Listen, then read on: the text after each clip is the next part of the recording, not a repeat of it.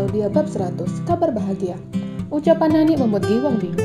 Kenapa Budi mengatakan seperti itu? Budi tidak boleh mengatakan seperti itu. Omongan itu sama dengan doa.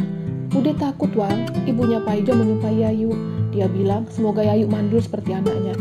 Jadi, menurut Bude, sebelum itu terjadi, ada baiknya Yayu dan Robi bercerai. Biarkan mereka bercerai dengan alasan ini, bukan perceraian karena mandul. Ujarnya yang takut jika dia akan bernasib seperti ibunya Paijo. Bude tidak boleh ngomong seperti itu. Doakan Yayu subur, jangan doakan yang jelek-jelek. Sekarang Bude istirahat.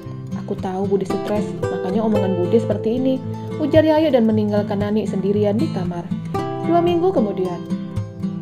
Selama 2 minggu lamanya, Robi bolak-balik ke kediaman Giwang dan Adlan, meminta maaf pada Nani dan Dodit, tapi sambutan dari Nani tidak pernah baik. Robi selalu diusir, bahkan tidak diizinkan untuk bertemu dengan Yayu. Nomor ponsel Robi diblokir, sehingga tidak bisa berkomunikasi lagi dengan Yayu. Kala itu, ketika mereka sedang duduk di ruang makan di kediaman Adlan dan Giwang, Nani mulai jengah karena telah 2 minggu, tapi Adlan tidak memberikan kepastian tentang perceraian Yayu dan Robi. Adlan, apa kamu sudah mengurus perceraian Yayu dan Robi? Tanya Nani. Adlan melirik ke arah istrinya. Dia sengaja menunda semua itu, berharap ada keajaiban. Tapi Nani seperti tahu jika dia menunda. Sudah Bude, saya bohong. Berkas Yayu telah berada di tangannya dan sekarang berada di kantornya. Tapi dia menyimpan berkas itu di dalam laci, bukan diurus seperti yang harus dilakukannya. Tapi, kenapa belum ada panggilan dari pengadilan? Tanya Nani bingung. Bude, waktu aku bercerai dengan Agung, prosesnya juga lama, timpal Giwang.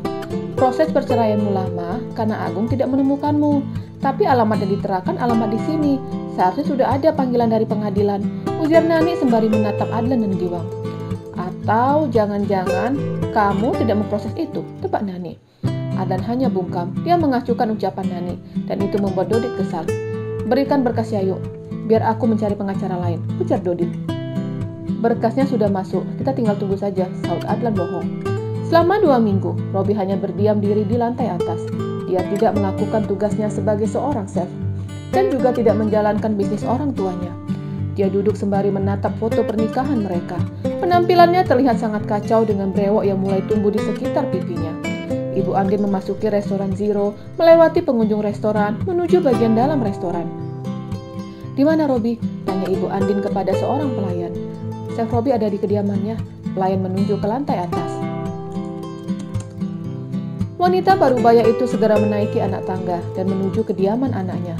Tapak sepatu yang cukup kencang tak membuat Robi mengalihkan pandangannya dari foto Yayu.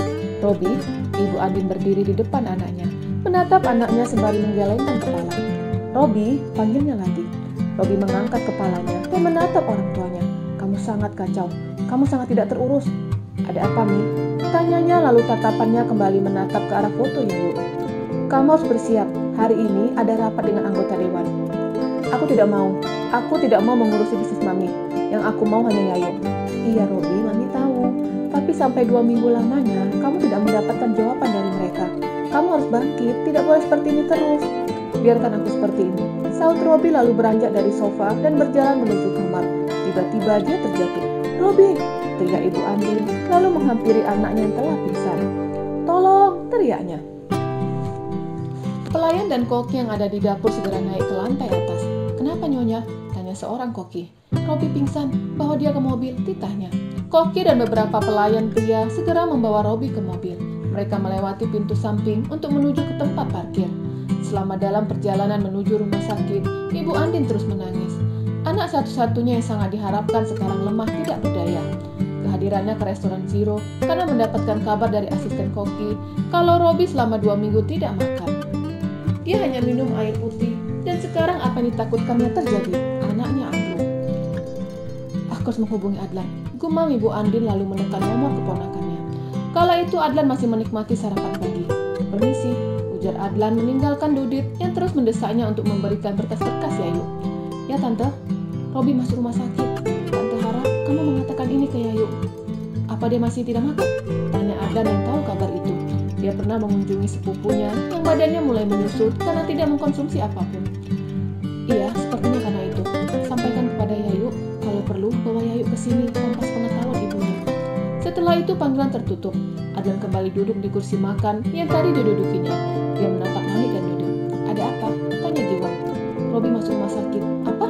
Giwang kaget, tapi Nani dan Dodit terlihat biasa saja. Kenapa? Apa yang terjadi? Tanya Giwang. Sepertinya karena Robi tidak mengkonsumsi apapun. Tapi aku belum tahu pasti. Apa? Sekarang Nani yang kaget. Dia segera berlari ke kamar anaknya. Kamar tamu yang digunakan Yayu untuk menginap selama di rumah Adlan dan Giwang. Selama 1 minggu ini, Yayu tidak pernah mau mengkonsumsi apapun. Dan itu membuatnya khawatir. Yayu! Teriaknya yang melihat anaknya telah tergeletak di lantai. Dodit dan Adlan serta Giwang segera berlari ke kamar dan melihat Yayu yang tergeletak. Kita bawa ke rumah sakit, ujar Adlan. Dodit segera membopong adiknya. Mereka sama-sama ke rumah sakit menggunakan mobil Adlan. Yayu, bangun! Nani mengelus pipi anaknya. Dia terlihat cemas dan takut. Takut jika anaknya akan meninggal. Takut jika anaknya baru saja melakukan bunuh diri seperti almarhum suaminya.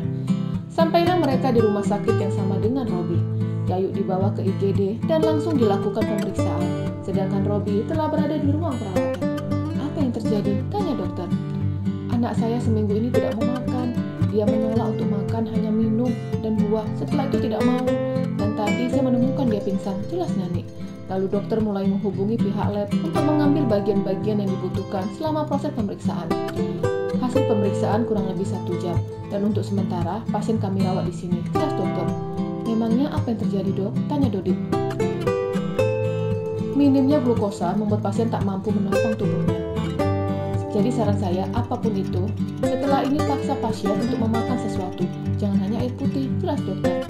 Setelah mengurus pendaftaran, Yayu segera dipindahkan ke ruang perawatan. Ruang perawatan itu berada 1 lantai dengan ruang perawatan Robi, tapi mereka berbeda blok. Kasihan Yayu, ujar Giwang yang telah melihat sepupunya tidak sadarkan diri. Punggung tangan telah ditusuk dan semua penyakit itu muncul karena Yayu enggan mengkonsumsi apapun.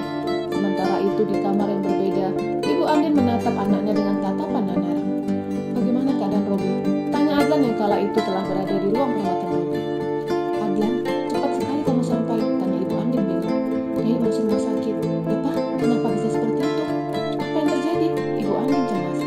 Sama seperti Robi, dia juga tidak mau makan, tapi dokter masih melakukan pemeriksaan dan hasilnya akan diperoleh setelah 1 jam. Jelas Adlan.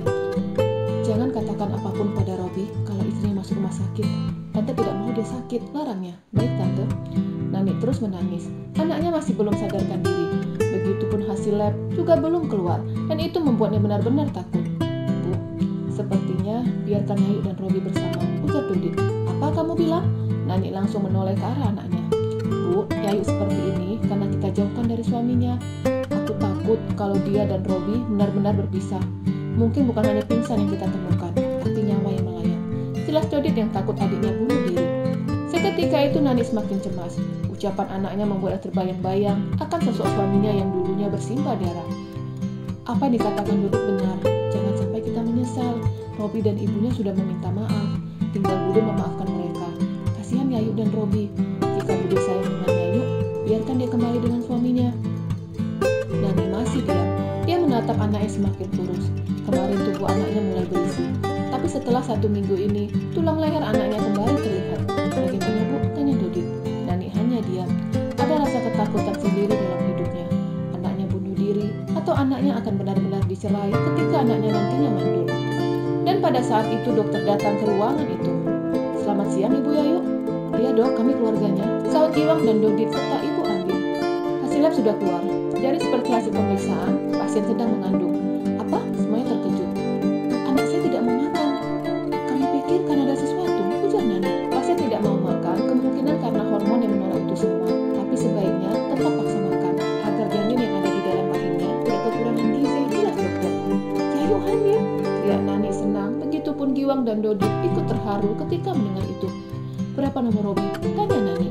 Robi ada di sini, sahut Giwang. Di sini? Nani mengerutkan dahi bingung. Dia melupakan cerita Adlan di ruang makan. Iya, dia juga dirawat. Dia sakit karena tidak mengkonsumsi apapun, sama seperti Yayu.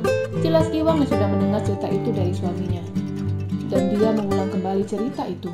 Di ruang apa dia dirawat? Giwang langsung menyebutkan ruangan itu. Wanita parubaya itu segera berlalu menuju ruang perawatan Robi.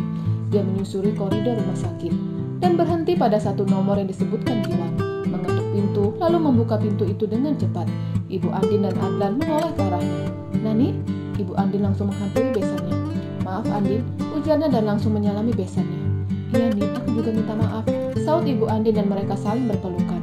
Nani mendekati tempat tidur yang di atasnya ada menantunya.